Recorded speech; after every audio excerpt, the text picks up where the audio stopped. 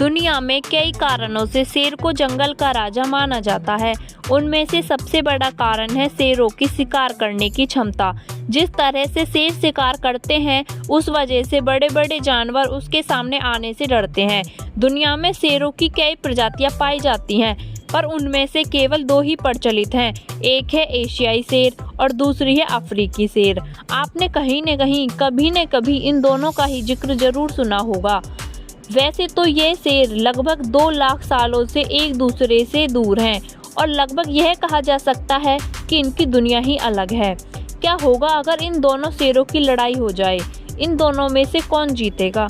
आखिर बात तो यह है कि इन दोनों में से कौन ज़्यादा ताकतवर है। आइए जानते हैं इन सब के बारे में बड़े विस्तार से। तो इन दोनों प्रजातियों के बारे में जानने से पहले ये जान लेते हैं कि आखिर कितनी संख्या इस दुनिया में शेष बची है। अगर बात की जाए एशियाई शेरों की, तो इनकी संख्या अब 400 पर आ गई है और अफ्रीकी शेर 3000 से अधिक इस दुनिया में मौजूद हैं। सदस्यों के बाद अब बात करते हैं इनके शरीर के बारे में। अफ्रीकी शेर एशियाई शेरों की तुलना में थोड़े से बड़े होते हैं। अगर बात करें एक पुरुष अफ्रीकी शेर की, तो इनका वजन लगभग 140 किलो से 225 किलो के बीच होता है। वहीं मादा अफ्रीकी शेर का वजन औसतन 150 किलो के आसपास तक होता है। पूंछ 150 सेंटीमीटर से भी अधिक होती है। अब बात करें अगर एशियाई शेरों की, तो इनका वजन 150 किलो से 200 किलो के आसपास तक होता है और मादा शेरों का वजन 110 किलो से 150 किलो के बीच होता है। एशियाई पुरुष शेर 3 से 4 फीट के बीच लंबे होते हैं। वहीं मादा शेर 2.5 से 3 फीट के बीच लंबी होती है। एशियाई शेरों के पूंछ की लंबाई 70 से 100 सेंटीमीटर के बीच लंबी होती है। अब तक सबसे भारी 400 किलो का अफ्रीकी शेर पाया गया है, जिसकी पूरी लंबाई 11 फीट थी। वहीं अगर एशियाई शेरों में सबसे लंबा शेर 9 से 7 फीट लंबा पाया गया है। शेरों की पहचान उनके भारी भरकम शरीर के साथ इस बात से भी होती है कि उनके गर्दन पे कितने बाल हैं।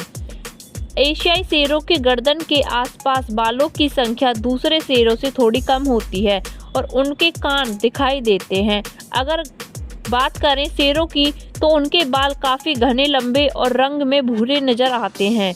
उनके बाल उन्हें काफ़ी हैवी लुक देते हैं। इन्हें देखकर ऐसा लगता है जैसे अफ्रीकी शेर एशियाई शेरों की तुलना में काफ़ी ज़्यादा खूंखार हैं। लेकिन क्या ऐसा वाकई में है? वैसे ये जानने से पहले क्या आप जानते हैं कि इनके ये फर इनके लिए बहुत ज़रूरी हैं? ऐसा इसलिए है क्योंकि ये फर शिकार के समय इनकी गर्दन की रक्षा करते हैं। क्योंकि देखा जाए तो इनकी गर्दन ही इनके शरीर का सबसे ज़रूरी भाग होता है। दोस्तों, शारीरिक हाव भाव के बाद अब बात करते हैं इन शेरों के रहने की जगह के बारे में। दोस्तों, अफ्रीकी शेरों का जन्म अफ्रीका में ही हुआ था। आपको ये बात सुनकर ज़रूर अजीब लगेगा, क्योंकि जिनका नाम ही अफ्रीकी है उनका जन्म तो अफ्रीका में ही हुआ होगा। लेकिन एशियाई शेरों के साथ ऐसा नहीं है। जीव वैज्ञानिकों के मुताबिक एशियाई शेरों का जन्म अफ्रीका में ही हुआ था और वो आने वाले समय में एशिया की तरफ बढ़ गए थे। अगर अफ्रीकी शेरों की बात करें, तो वो अफ्रीका के सवाना के जंगलों में पाए जाते हैं। अक्सर आपको इनकी गुफाएं भी इन्हीं इलाकों में मिल जाएंगी। वैसे आपको यह जानकर हैरानी होगी कि पूरे अफ्रीका में सहारा रेगिस्तान और वर्षा वनों को छोड़कर कोई भी हिस्सा ऐसा नहीं है जहां पर अफ्रीकी शेरों की उपस्थिति ना हो। अगर सवाना के जंगलों की बात की जाए, तो यहाँ तो शेर बड़े मज़े लूट कर रहते हैं, क्योंकि यहाँ पर हर तरह का शिकार असीमित संख्या में पाया जाता है। वहीं अगर बात एशियाई शेरों की जाए, तो वो पहले पर्शिया, मेसोपोटामिया, बलूचिस्तान में पाए जाते थे और अब ये केवल इंडिया में ही शेष बचे हैं। भारत में भी इन शेरों की संख्या बहुत कम हो जाने पर किसी तरह इन्हें बचाया गया है और गुजरात में गिर जंगलों में संरक्षण दिया गया है। यहाँ लगभग 400 एशियाई शेर मौजूद हैं।